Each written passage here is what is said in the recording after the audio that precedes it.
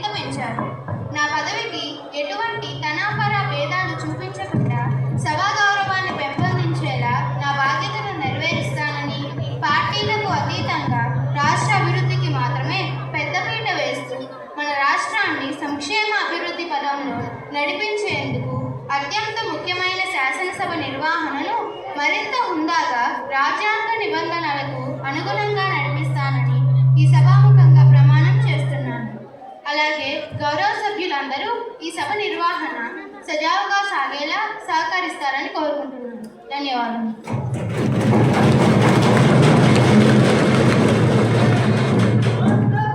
నేటి ఈ సభను క్వశ్చన్ అవర్తో మొదలు పెడదాం.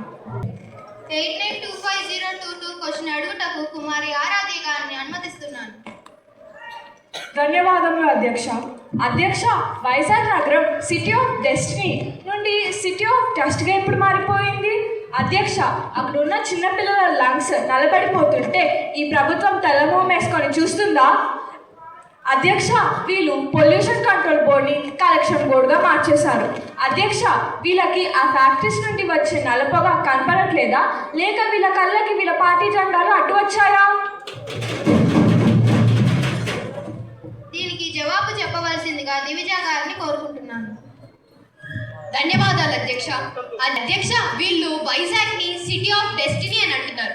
వీళ్ళ కళ్ళల్లో అసూయ అనే దుమ్ము కొట్టుకుపోయింది. అందుకే మేము చేస్తున్న అభివృద్ధి వీళ్ళకి ఏమాత్రం కనపడట్లేదు. మేము గ్లోబల్ ఇన్వెస్టర్స్ ని వైజాగ్ కి తెచ్చి కొత్త కాలను ఇస్తుంటే వీళ్ళు మాత్రం నెగిటివ్ పబ్లిసిటీతో రాష్ట్రానికి దౌర్భాగ్యంలా మారిపోయారు. అధ్యక్ష, ముందు వాళ్ళ నోరు క్లీన్ చేసుకోమనండి, అప్పుడు ఆంధ్ర ఆటోమేటిక్ గా క్లీన్ అవుతుంది. అధ్యక్ష, వాళ్ళ హయాంలో డస్ట్ తప్ప డెస్టినీ ఏమీ లేదు. అధ్యక్ష, వీళ్ళు నది గర్భాన్ని తవ్వి పాడు చేస్తున్నారు.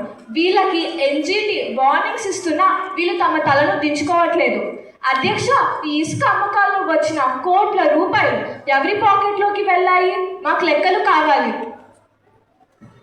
అధ్యక్ష, ఇసుక దందాల గురించి వీళ్ళు మాట్లాడుతుంటే దయ్యాలు వచ్చి వేదాల గురించి చెప్పినట్లుగా ఉండే. గత ప్రభుత్వంలో ఇసుక తవ్వకాల్లో వీళ్ళు చేసిన కుంభకోణం చరిత్రలో మిగిలిపోయింది. అధ్యక్ష, మీ పాకెట్ నిండట్లేదు అనే కోపాలతో వీళ్ళు మేము తీసుకొచ్చిన ఫ్రీ శాండ్ పాలసీ మీద పడి ఏడుస్తున్నారు. మాది ప్రజాపాలన, వీళ్ళలాంటి పనికిరాని పాలన కాదు. అధ్యక్ష, పనికిరాని పాలన అనే మాటను వాళ్ళు ఖచ్చితంగా వెనక్కి తీసుకోవాల్సిందే అధ్యక్ష. ఇలాంటి మాటలను మేము అసలు సహించం అధ్యక్ష.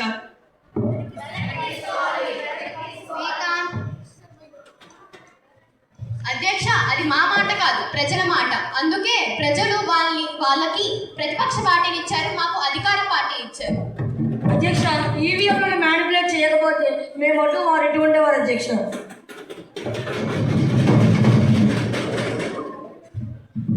అధ్యక్ష, వీళ్ళు తమ డబుల్ ఇంజిన్ సర్కార్ అని డబ్బులు కొట్టుకుంటున్నారు.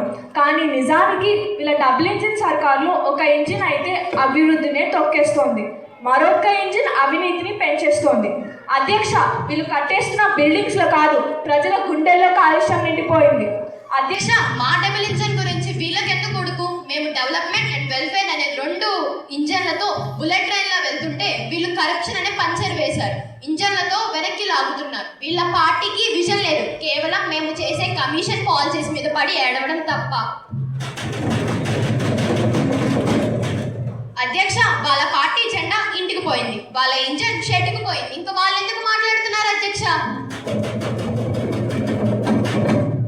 అధ్యక్ష, వీళ్ళు క్లీన్ ఆంధ్ర కాదు, క్లియర్ ఆంధ్ర అంటున్నారు. నిజమే, మేము రాష్ట్రంలో ఉన్న అవినీతిని క్లియర్ చేస్తున్నాం. వీళ్ళలాంటి నటులని పాలిటిక్స్ నుంచి క్లియర్ చేస్తున్నాం. వీళ్ళకు వచ్చిన తక్కువ నియోజకవర్గాల్లో కూడా వీళ్ళు చేసే పొల్యూషన్ పాలిటిక్స్ చూసి జనాలు నవ్వుతున్నారు. అధ్యక్ష, మమ్మల్ని నటులు అని పిలుస్తున్నారు, కానీ నిజానికి వీళ్ళ యాక్టింగ్ ముందు ఆస్కర్ కూడా సరిపోదు. అధ్యక్ష, వీళ్ళు ఫ్రీ శాండ్ అని చెప్పి స్టేట్ని స్కామ్ శాండ్గా మార్చేశారు. వీళ్ళు ప్రజాపాలన అంటున్నారు అధ్యక్ష, కానీ బయట పెన్సిల్ నుండి ఇసుక దాకా అన్ని పర్సెంటేజ్ పాలనే నడుస్తుంది. అధ్యక్ష, వీళ్ళ ఫ్రీ మాటల్లో తప్ప మట్టిలో లేదు. వీళ్ళ దృష్టిలో క్లీన్ ఆంధ్ర అంటే మన రాష్ట్రంలో ఉన్న మట్టిని క్లీన్ చేయడం అని మాకు అర్థమైపోయింది అధ్యక్ష.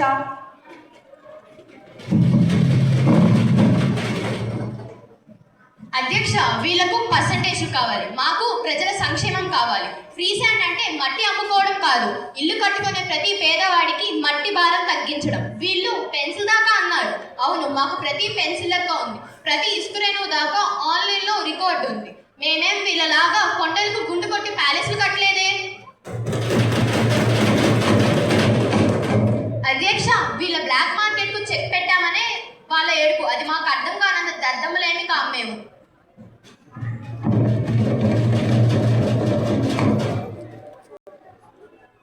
ధన్యవాదాలు అధ్యక్ష.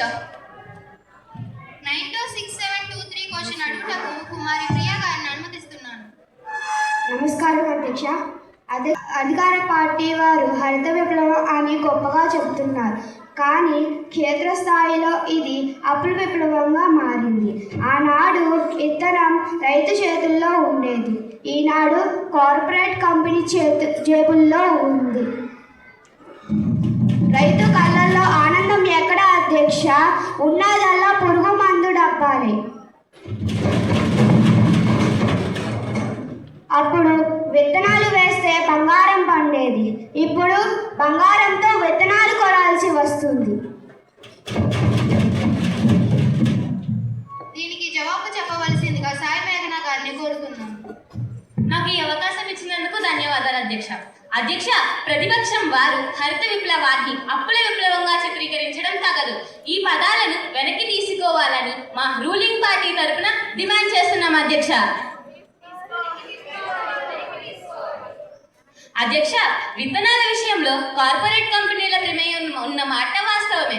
అయినప్పటికీ నాణ్యమైన అధిక దిగుబడినిచ్చే విత్తనాలను అందించడంలో వాటి పాత్రను విస్మరించలేము. అధ్యక్ష, మా ప్రభుత్వం రైతుల సంక్షేమానికి కట్టుబడి ఉంటుంది.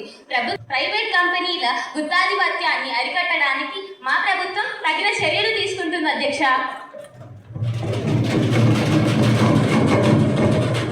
అధ్యక్ష, రసాయన ఎరువులు వేసి మన కన్న తల్లి లాంటి భూమిని వీళ్ళు విషతుల్యం చేశారు.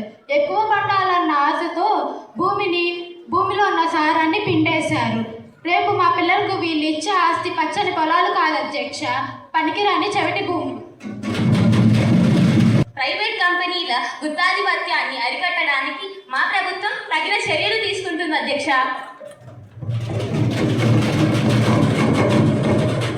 అధ్యక్ష, రసాయన ఎరువులు వేసి మన కన్న తల్లి లాంటి భూమిని వీళ్ళు విషతుల్యం చేశారు. ఎక్కువ పండాలన్న ఆశతో భూమిలో ఉన్న సారాన్ని పిండేశారు. రేపు మా పిల్లలకు వీళ్ళు ఇచ్చే ఆస్తి పచ్చని పొలాలు కాదు అధ్యక్ష, పనికిరాని చెవిటి భూమి. అధ్యక్ష, రసాయన ఎరువుల వాడకం వల్ల భూమికి కలిగే నష్టాన్ని మా ప్రభుత్వం గుర్తించింది. అందుకే సేంద్రియ వ్యవసాయాన్ని ప్రోత్సహిస్తూ ప్రత్యామ్నాయాన్ని మార్గాలను సూచిస్తూ రైతులకు అవగాహన కల్పిస్తున్నాము. అధ్యక్ష, అధిక దిగుబడి ఆశతో భూమి సారాన్ని పాడు చేయకుండా సమతుల్య వ్యవసాయ పద్ధతులను ప్రోత్సహిస్తున్నాం అధ్యక్ష. అధ్యక్ష, మీరు పండించేది ఆహారం కాదు, స్లో పాయిజన్. ప్లేటల్లో అన్నం తిన్నామా లేక పాయిజన్ తిన్నామా అని ప్రజలు భయపడుతున్నారు.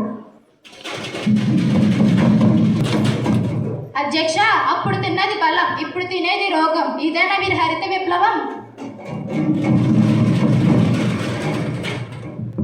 అధ్యక్ష, అప్పుడు తిన్నది బలం, ఇప్పుడు తినేది రోగం అని అనడం సరికాదు.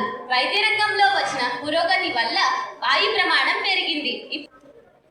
అధ్యక్ష, ప్రతిపక్షం వారు కేవలం పనికిరాని విమర్శలు చేయకుండా నిర్మాణాత్మకమైన సూచనలు ఇస్తే మా ప్రభుత్వం స్వీకరించడానికి సిద్ధంగా ఉంటుంది అధ్యక్ష.